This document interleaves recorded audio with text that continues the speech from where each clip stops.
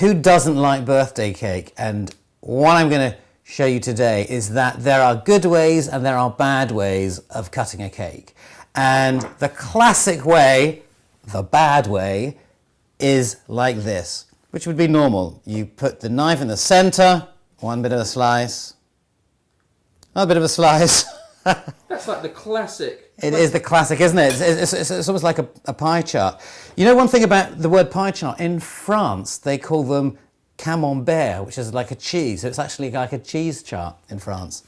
Interesting cultural differences in maths speak. So this is what you would do. You take this, you would put this over here, you eat it, and then you leave this in the fridge overnight. And the reason why this is a really bad way of cutting a cake is that these bits here are just going to get dry. And so when you come the following day to have your cake, you know, you do another one, you know, another slice like this. This side here, lovely and soft.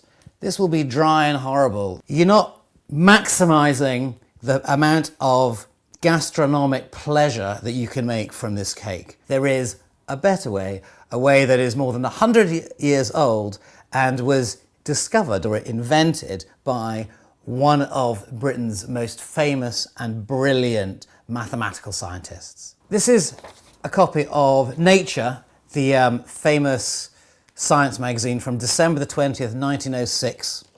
And in the letters to the editor here, it says, the headline, "Cutting a Round Cake on Scientific Principles."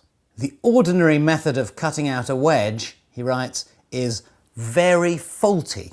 What he suggests is, and he gives an illustration for it, the proper way, the scientific way, the mathematically perfect way of cutting a round cake, and it is as follows. So we have another cake.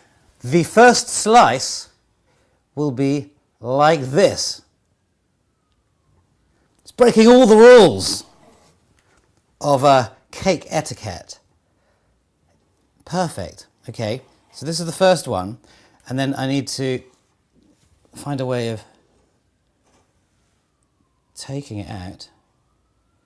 Okay, we can stick that there, and that has got to be the prime. That's the prime steak of that cake, isn't it? It's the T-bone cut. Here, what we need to do, we need to close the cake together like this, and that's going to come apart. So look what I've got here.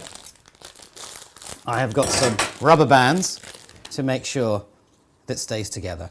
The following day, all the flesh, the sponge, is going to be nice and soft. So how do we do the second slice? The second slice, I guess it's not your birthday anymore, so you're not going to have one that's quite as big. It'd be interesting to work out the actual proportions.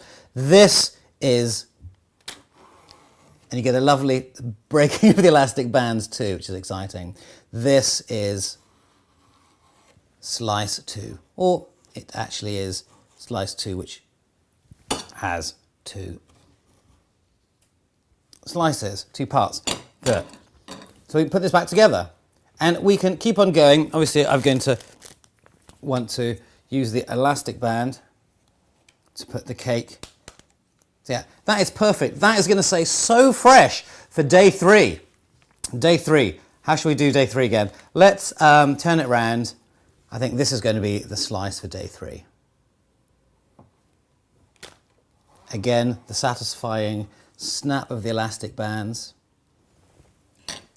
And I don't know if you've thought about it before, but this triangular slices are really annoying anyway, because it's not very satisfying. Having a nice uniform slice like that is a lot better. So here we go again. This is at the end of day 3, there's 4. And this is going to be perfect. And gradually we are slicing it. Keep on going. I think for the mathematical loners who don't want to share their cakes, it could be useful. For a bit more of this interview, including more about the guy that came up with this cake cutting method, have a look at the extra footage over on number file 2. And if you'd just like to hear more great stories from Alex, he's got a new book out just recently, Alex Through the Looking Glass, How Life Reflects Numbers and Numbers Reflect Life. It's really good. It's also just out in the US, but it has a different name in the US. It's called The Grapes of Math. I'll put links to it in the video description.